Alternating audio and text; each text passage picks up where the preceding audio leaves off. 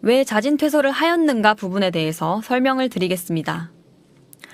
먼저 제작진과 1번님이 돌아간 후 자기 전에 저희 집에서 여자 참가자 4명은 누워서 이런저런 이야기를 하던 중 앞으로의 게임의 방향을 이야기하게 됩니다. 그래서 저는 다른 참가자들에게 우승이 중요한지 상금이 중요한지 물어봅니다.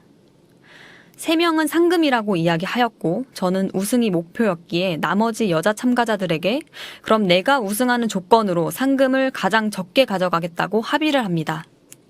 다음날 세트장에 도착하고 나서 예상치 못한 일이 발생합니다. 제작진은 게임 재개 전 2번에게 갑자기 자진 퇴소를 하라고 이야기를 하고 2번은 자진 퇴소를 하지 않겠다고 합니다. 하지만 제작진은 2번에게 자진 퇴소를 하지 않으면 강제 퇴소를 시킬 것이며 그렇게 되면 대체자를 넣지 않겠다고 했고 자진 퇴소를 할 경우 여성 대체 참가자를 넣어주겠다. 지금 2번 때문에 다른 참가자들이 2-3시간 동안 게임을 진행을 못하고 있다며 퇴소를 강요합니다.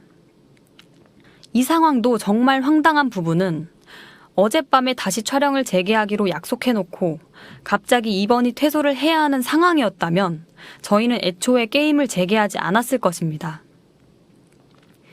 2호는 우승 계획을 짠 상황에서 본인이 강제 퇴소를 당할 경우 계획한 플랜이 틀어지기 때문에 다른 참가자들을 위해서 자진 퇴소를 선택하게 됩니다.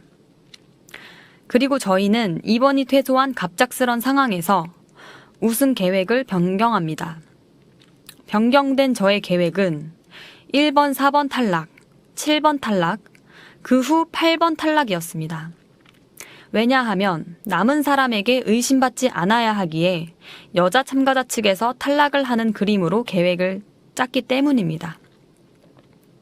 2번이 나가고 새로운 대체 참가자 3번님이 들어오셨고 저는 그 과정에서 분명히 남자 측에서 3번님을 포섭할 것을 예상했기에 5번에게 이야기도 잘 들어주고 잘 해줘라 라는 부탁을 합니다.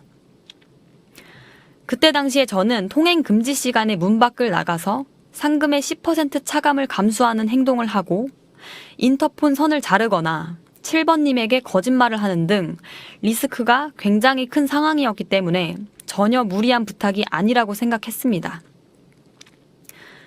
그 후 방송에서 보신 대로 1번, 4번을 탈락시키게 되고 7번 탈락 투표 전 5번이 저에게 찾아옵니다. 자기의 이미지도 있고 잘해주는 게 가식적인 것 같고 내가 나쁜 사람이 되는 것 같다, 힘들다 라고 이야기를 합니다. 저는 황당했지만 일단 알겠다, 네가 그렇게 느낀다면 그렇게 해 라고 말을 합니다. 그런데 그 후에 8번이 저에게 갑자기 3번 오빠가 불쌍하다, 그냥 6명이 우승하는 플랜으로 가면 안 되냐 라고 이야기를 했고 저는 3번 오빠를 아직 믿기가 어렵다, 기존 계획대로 가자 라며 말을 합니다. 상금이 목표라던 8번은 다시 저에게 오더니 나 카메라에 더 오래 출연하고 싶다, 지금 떨어지고 싶지 않다 라며 말을 바꿉니다. 그 상황에서 저는 이미지를 챙기시는 다른 분들과는 다르게 계획한 우승을 실현하기 위해 모든 총대를 다 메고 움직이고 있는데 본인들만의 이미지나 이익을 생각해서 계획을 바꾸려고 하는 모습 때문에 강한 회의감을 느낍니다. 그러나 결국 7번 오빠를 그대로 탈락시켰고 오랜 시간 동안 고민을 한 후 그 모든 회의감과 죄책감에 자진 퇴소를 결정하게 됩니다. 이게 제가 자진 퇴소를 하게 된 진짜 이유입니다.